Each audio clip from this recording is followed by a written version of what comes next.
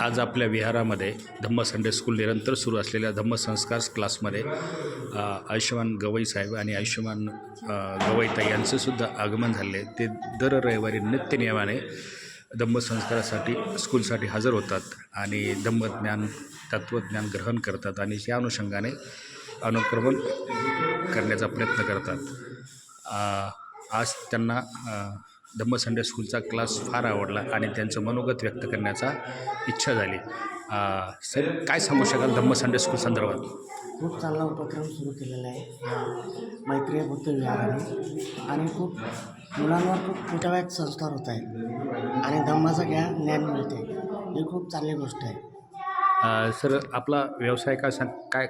माझा शॉप आहे Kanthak collection kids and ladies wear. अरे वा, छान आहे. एक व्यावसायिक म्हणून सुद्धा तुम्ही नावरूपाला आहात. आणि ताई, आपला परिचय?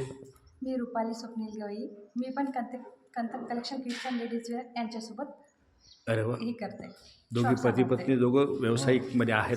फार आनंद झाला. आपल्या या उपासकामध्ये की सुज्ञ व्यावसायिकसुद्धा आहेत आणि ते सक्सेसफुल व्हावं मी आशा व्यक्त करतो.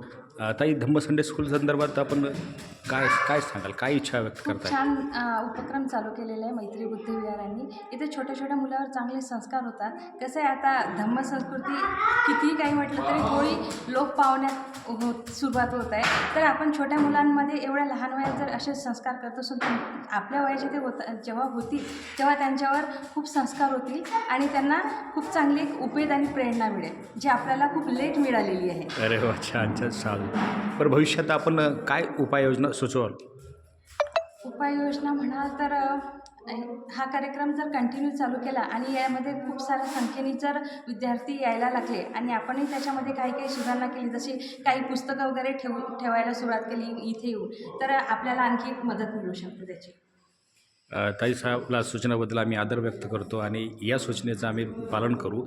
आमचा सिलेबससुद्धा येणार आहेत, आमचे पुस्तकंसुद्धा येणार आहे, आमची लायब्ररीसुद्धा असणार आहे, आमचे इथं फार मोठं धम्मसंस्कार केंद्रसुद्धा असणार आहे, ध्यान साधनासुद्धा चालू आहे आणि इथले समस्त बुद्ध उपासक उपासिका या सध्या दर रविवारी 250 ते 300 लोक संख्येमध्ये उपस्थित असतात आणि आम्ही हे फार मोठं महाराष्ट्रात प्रथम असं धम्मसंस्कार केंद्र करण्याचा प्रयत्न करतो.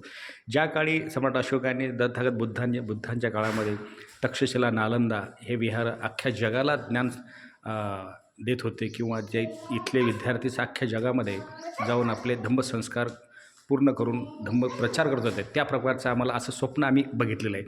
ही स्वप्नाची सुरुवात आहे.